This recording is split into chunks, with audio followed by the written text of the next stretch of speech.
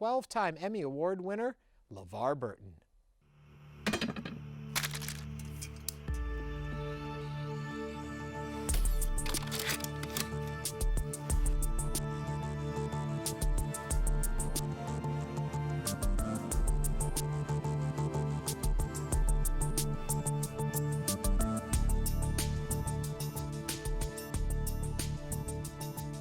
When a fan approaches you, can you tell what they're going to ask you about from the look of the fan at this point? Yes, fairly often, yeah.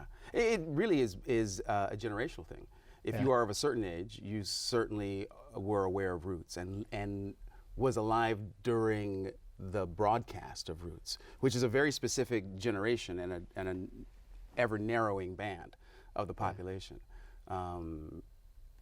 And obviously there's a whole generation plus of people who are in their late 20s, early 30s, who grew up on Reading Rainbow. Yeah. And that's the Reading Rainbow generation. And then there are Star Trek fans, and they kind of self-identify basically too. They kind of stand out. Do you look at your life, I mean, when I think about you, I think of you in those three categories. When you look at your life, does it break into those three categories too, those three projects? It does, really. I mean, obviously there's a lot of stuff before and in between. A thing called life happened around them. That's right.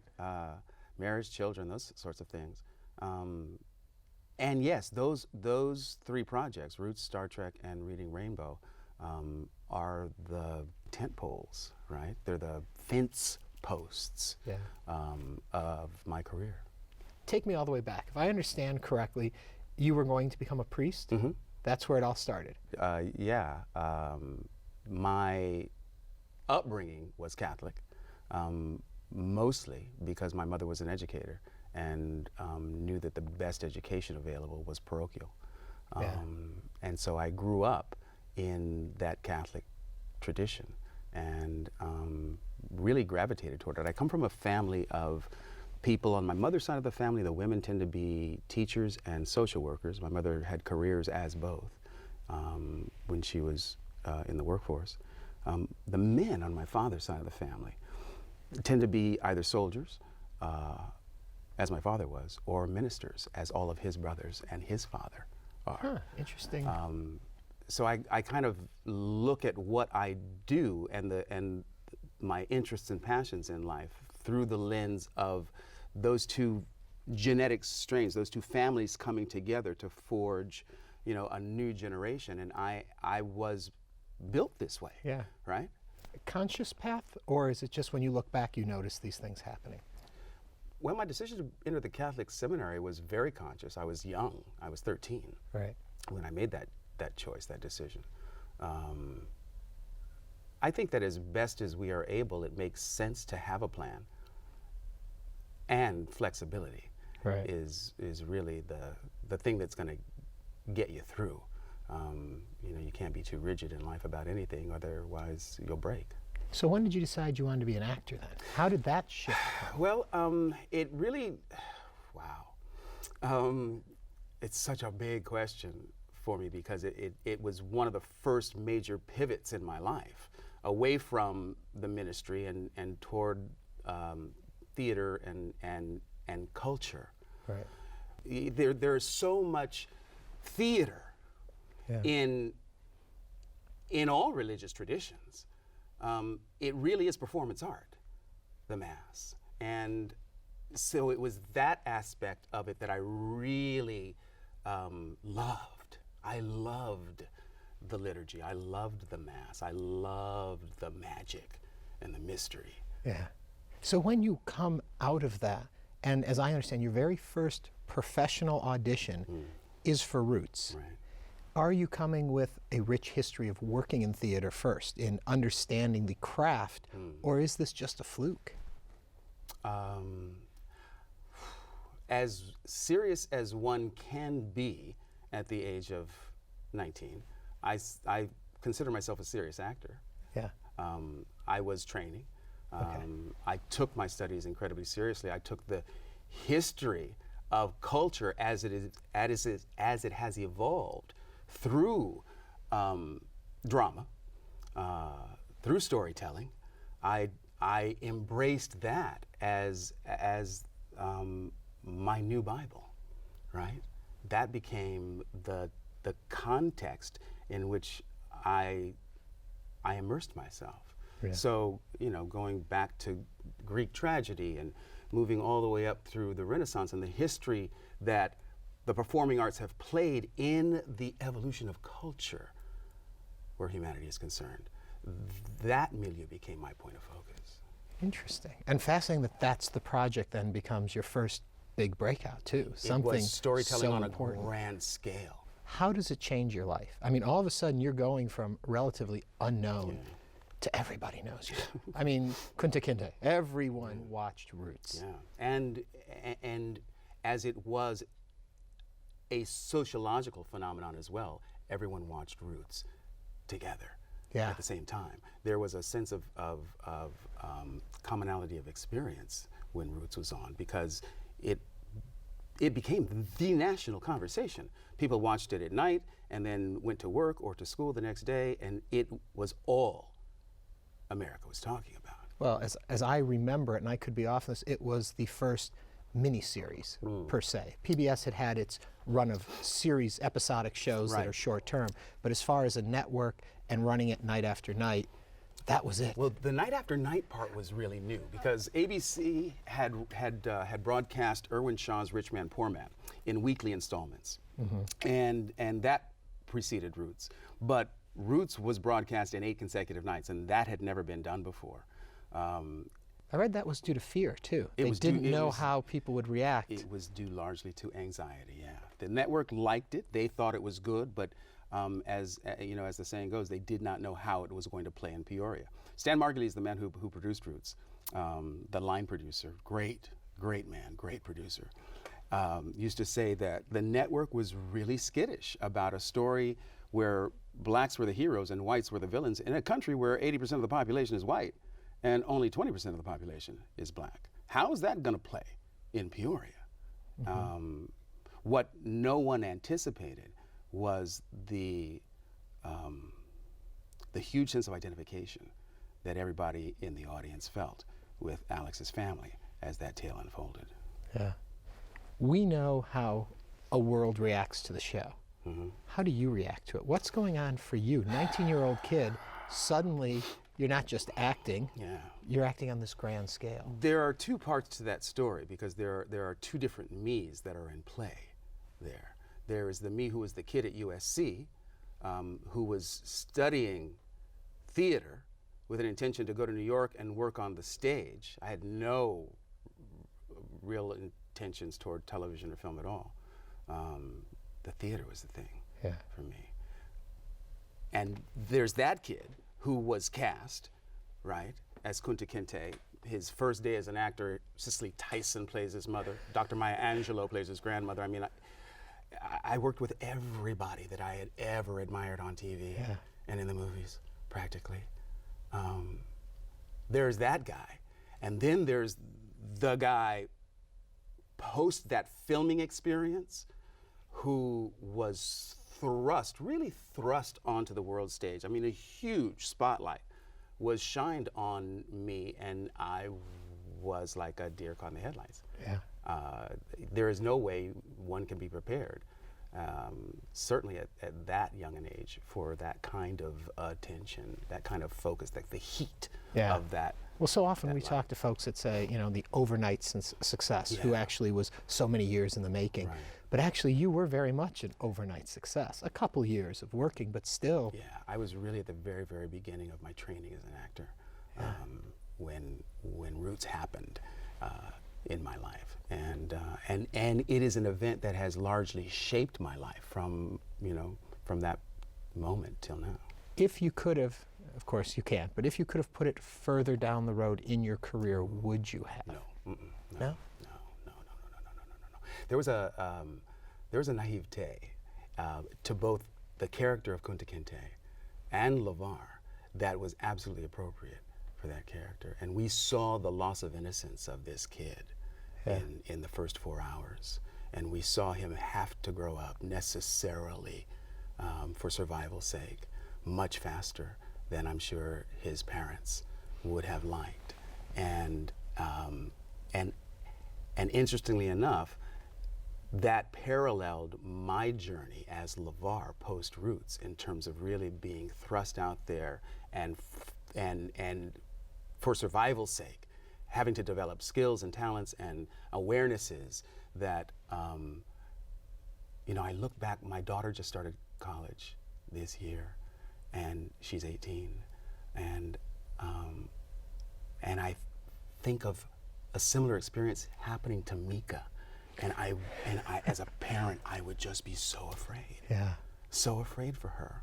And I can't imagine the anxiety that my mother felt as she sort of watched, very excited, but I'm certain now, very, very afraid, for her son, at really being swallowed up by something that was obviously much bigger than any of us. After Roots, is the industry then a letdown? The projects will not carry, I'm assuming, the same significance, the importance. Well, those are the kinds of things that I had to talk to myself about, and that's what I mean when I say there were things that I had to figure out as a young man that are usually reserved for one's journey later in life, right? Yeah. And recognizing that here I am at the beginning of my career, and I may have just peaked. That could be it. And right? that's hard for anyone at any age, 19, to really think, is this the most important work I'll ever do? Right. You know? What do you do next? Yeah. And so what became clear to me was that the answer to that question is the next thing that makes sense. And that it would only make me crazy if I tried to figure it out all the way down the line. Right. That the only thing that made sense was to do the next thing that made sense. I talk about this all the time. My career has been a series of gifts to me. I'm not the sort of actor and haven't and don't believe I ever will reach that Brad Pitt stage where Brad Pitt can do anything he wants. All he has to do is decide that I want to do that, and it gets done. Yeah. Resources, flock, everything is magnetized, and he has that ability to decide at this point in his life. My career has been a series of doing that which the universe has brought to me. Right out of Roots, though, didn't you have that kind of power, or were you too young to have harnessed it? I was really, really young. Right after Roots, and you have to remember, we're talking 1978. This is it's a different era in show business. In that, in the late 70s, if you were a television actor, you didn't do movies. Right. Right. Now they find their movie stars from television. Mm-hmm. But back in the day, that transition was just very, very difficult. It was difficult for people like John Ritter. It was difficult for Henry Winkler. There were huge television stars who could not make that transition. Bill Cosby never really successfully made that transition to movie star. Right? So that was different. For a young black kid, it's insurmountable. What drew you to reading Rainbow? My mother was an English teacher. I grew up in a house where reading was mandatory, and my mother not only read to my sisters and me when we were growing up, she read in front of us. My mother always has 2-3 books going, and the Roots experience was one that really taught me the power of the medium. Yeah. In 7 nights of television, 8 nights of television, I watched America become transformed around an issue that goes to the heart of almost everything that happens in this country, in this culture. Slavery and its legacy of racism and how it has played out over time, over the last couple of 100 years in this experiment called America, right? This was a colony seeded by people who were trying to get away from tyranny. And then, in order to grow from a colony to a world power, it used the engine of human labor, slave labor. That is a truth we will never be able to get away from. So, as grand and noble as this experiment is, we have done horrible things to each other in the process. And so that's the power of television, of communication, of moving pictures and sound. And to use that power to encourage kids to read books, my God, that was a no-brainer.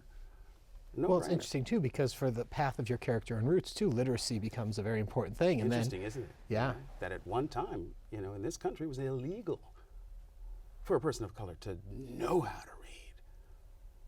And here I come, descendant of slaves, who through this very powerful technology has encouraged legions of human beings to become literate. Yeah. That's the promise of this country. That's the promise that this experiment offers. Odd question, I mean no disrespect when I ask it too, but do you ever feel that you transcend race? Like when I think of LeVar Burton, the first thing that comes to mind is not that he's African American. I don't even really think of you in those terms. Is there a point that you think for yourself you don't see that anymore? When I leave America. Really? Yeah. When I leave America, it's much easier for me to have that experience of myself. Here at home, it's much more difficult. And when I went to Africa the first time, my mind was blown. Yeah. Everywhere I went, everybody looked like me. It was amazing. It was fantastic. I mean, from the chambermaid in the hotel to the president of the country, everybody looked like me. It was liberating because I wasn't the other anymore.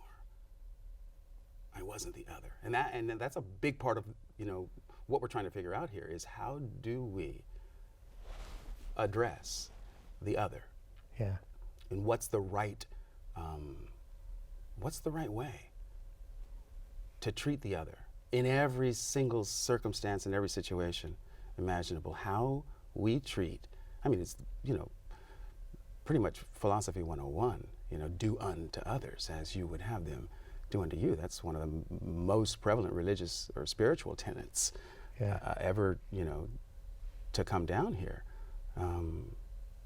How we treat the other determines who we are. Yeah. And interesting, one of the other tentpoles we have to talk about, Star Trek. And in that universe, you're not seen as the other. Right. Even though your skin color is different and your vision isn't as good as other people's. I mean, interesting lesson taught in that universe that they create. Yeah. I love Gene's vision for the future. I always have. I mean, I'm a big Star Trek fan. Before I joined the family, I was a fan. Because I read a lot of science fiction books as a kid. And it was not all that often that I encountered heroes in the pages of those books who looked like me. Gene's statement about diversity and inclusion, I can't tell you what it meant to. I can't tell you what it meant to me as a kid growing up in the 60s, when it was rare for me to see people who looked like me on television in the popular culture. Huge. I think we tend to underestimate the value of seeing oneself reflected in whatever culture you're brought up in. It's just, it's so big. It's so huge in terms of one's ability to form a positive self-image. One has to see oneself reflected in the world around them. We always talk about public television as educational television, and yet no matter where your career has taken you in this wild medium of ours, there's been a strong educational component. I say that all media is educational. Question is, what are we teaching? What are we teaching? We have a choice here. And there's room for everything, especially in a free market economy. there's room for everything, and there must be balance. I think that's the focus of this part of my life. Certainly is the middle path. Yeah.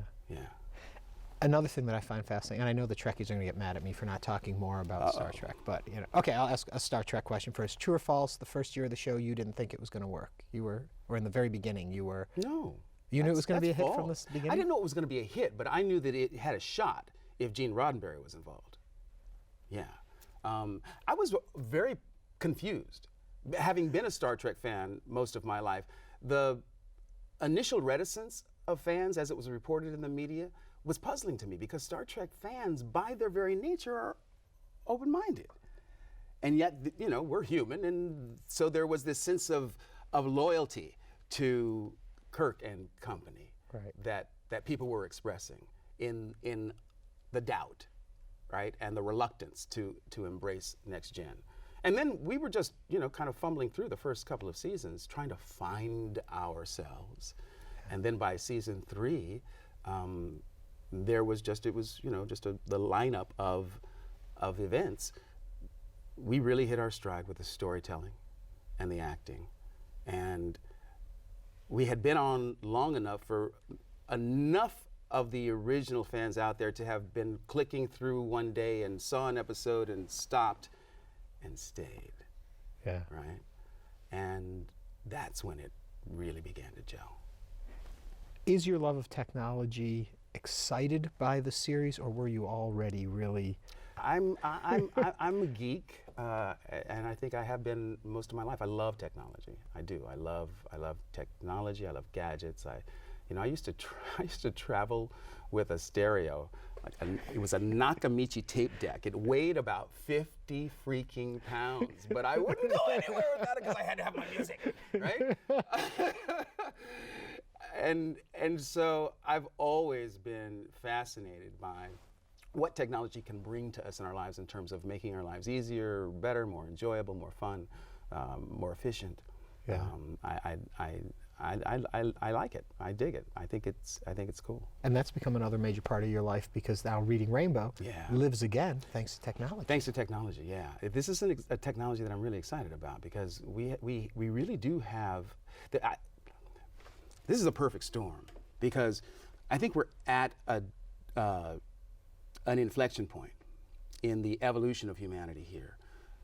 That with the advent of these tablet computers, these mobile devices, and their engagement factor, the engagement that they bring to any interaction with a human being, the sense of fascination and just pure deep. I love this. This is so much fun. If we can manage to harness that potential in the service of education, right? And there's a booming field now called ed tech. That intersection of technology and education is, I think, a key component to how we change the world we live in before our very eyes. Yeah.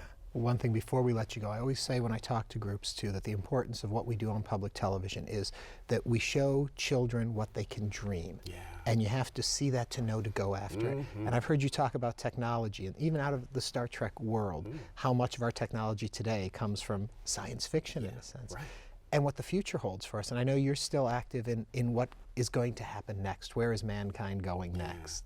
Yeah. I'm actually here this weekend for a symposium called 100-Year Starship. It's an effort that is being led by a friend of mine, Dr. May Carroll Jemison, the first African-American woman in space, who was, by the way, inspired by seeing Nichelle Nichols on the original Star Trek, decided to become a doctor, scientist, astronaut, right?